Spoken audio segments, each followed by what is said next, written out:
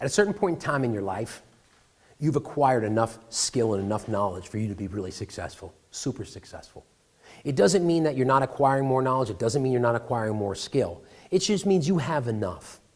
And usually the reason you don't reach your potential is because of your fear of stepping outside your comfort zone.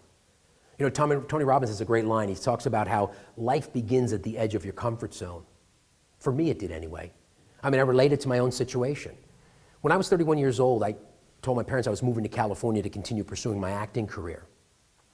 And they were really kind of, they were really concerned, and they thought I was making a big mistake. And they didn't vocalize it necessarily until we got together on Thanksgiving.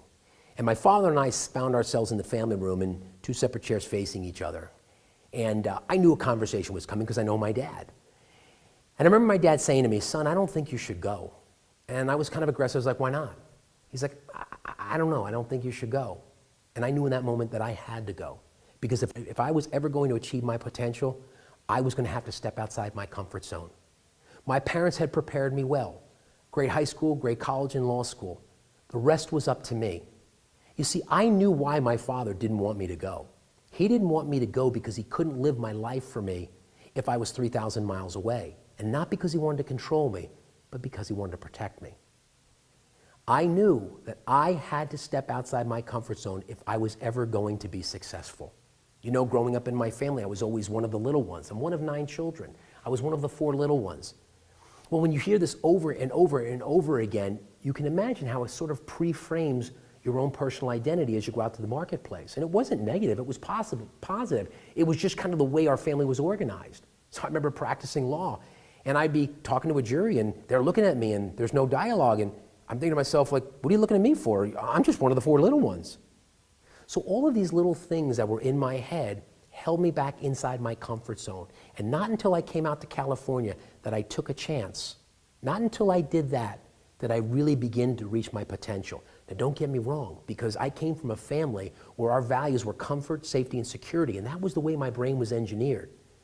Stepping outside my comfort zone and surviving outside my comfort zone was really hard. It was like watching hot dogs being made. But I'm very grateful I was tenacious, and I am tenacious, so I hung in there. I know that my family probably thought when I left, he'll be back in 2 weeks. And for that reason I was like, I can never go back, because it would mean I'd have to surrender. So what I'm here to tell you is this.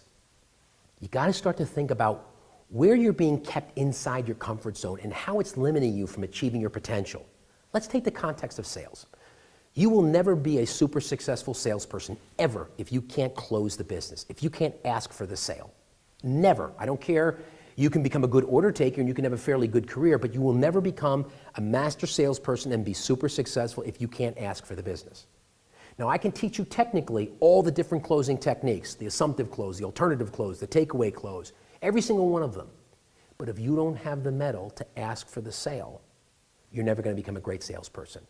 You see, so that personal development blocker is what drives skill performance. It's the same thing in, let's say, sports. If you're not a good foul shooter, I can teach you all of the technical aspects of shooting a good foul shot. But if you're in your head, if you have internal dialogue, and you're nervous and it makes you tight, that personal development blocker prevents you from being an excellent foul shooter. So if you want to get the most out of your life, start to examine where is your comfort zone limit? And where are you refusing to step outside that comfort zone? What are the blockers that are holding you inside? Because you break out in one little area and watch the explosion in all other areas. It is true. Fortune does favor the brave. Successful people make their move before they're ready, and they take leaps of faith because they know that net will appear. You can be the same kind of person.